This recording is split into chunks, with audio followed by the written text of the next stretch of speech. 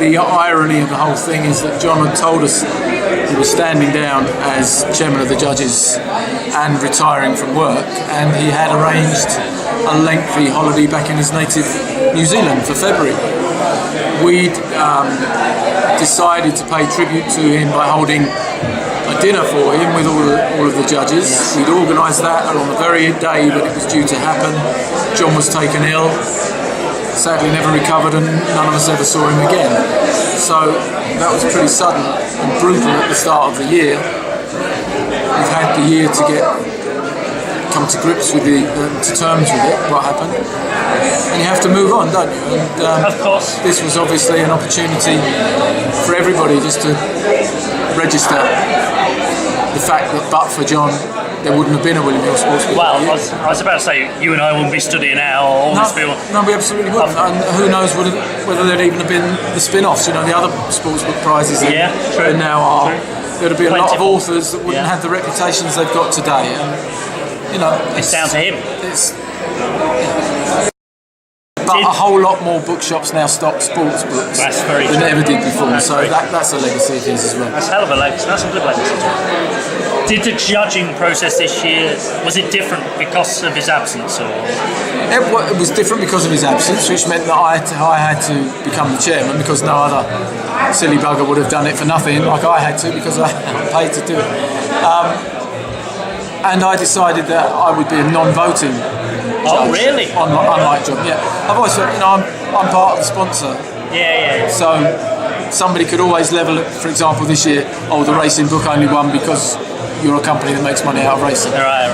You don't want that sort of thing. So I was going to be a non-voting chairman, but also because we brought on board Mark Lawson yes. as a new judge who sort of straddles the cultural sporting divide, for want of a better phrase, and knew the award of old because he was associated with Front Row, who are our broadcast partners, and been very good friends of this award for several years. So it was a very different judging panel, a slightly different meeting because I did things a little differently from John, and ultimately they knew I didn't have a vote unless it came down to a dead heat, which we're never going to allow to get away with. Was the decision different this year? Would the decision have been different had John I suspect we may have come to it more quickly.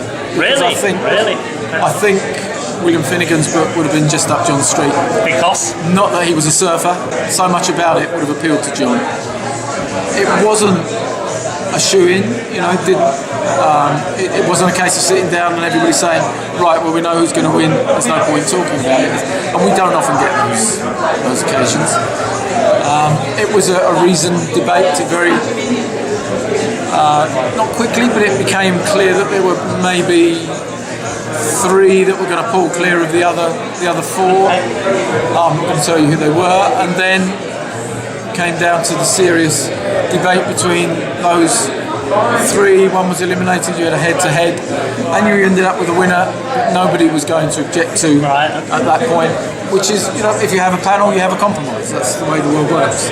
Excellent book to win, everybody's happy with it. Oh, he's a great writer. And bonus for us, and he didn't know when he came, the winner's here. In fact, the American winners come over, previous American winner Tyler Hamilton came over, Australian winner Anna Creek came. Pure coincidence. They didn't know they'd won. And that's, to me, a tribute to this award, the influence that it has, not only in this country now.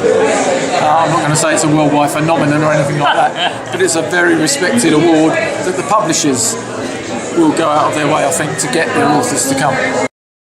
I've seen your office. I know it's laden down with books.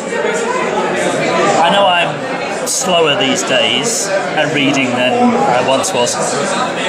You can't read all these bloody books. You've got a job to do. Who would? You're on Twitter all the time. 142 books we had entered this year. Now there are some that, as I alluded to in my speech earlier on, you wonder why the publishers have entered them. You can understand why, because probably the authors feel a bit better if the publisher says to them, by the way. And one of the things we've always done as well is not charge publishers to enter, unlike quite a lot of other book prizes. Ours is free to enter, and we have the best prize. But do you read them all? I don't read every word of every book. How could I read every book? Well, I don't know. I'm part of the process which gets the books from 142 entered books to 17 longlisted books. Based on reading how many pages? As many as it takes me to know that this is a book I want to read or this is a book I don't want to read. But it's not only me. No, I know It's more than... It's not... I'm just It'd be asking silly you if it was only me.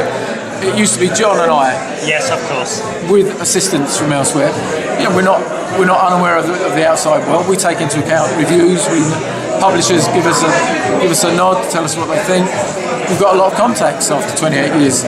You don't pursue with a book that you're not enjoying. There are books that you just think, No. I give up. I have, as my wife was here to tell Right. you, I'll start a book, I'll read the first couple of chapters, quite interesting, put it down, go away, start another book, read Oh my God, read you're like another me. one, blah, blah, blah. Eventually I'm going to look at it and think,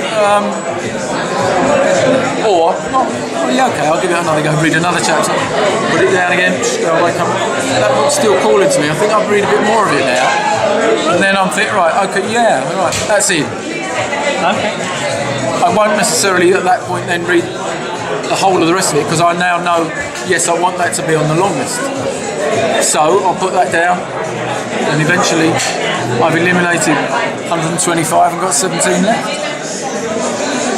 Away from the book. And yeah, as I always say, if you want something doing, ask a busy man to do it.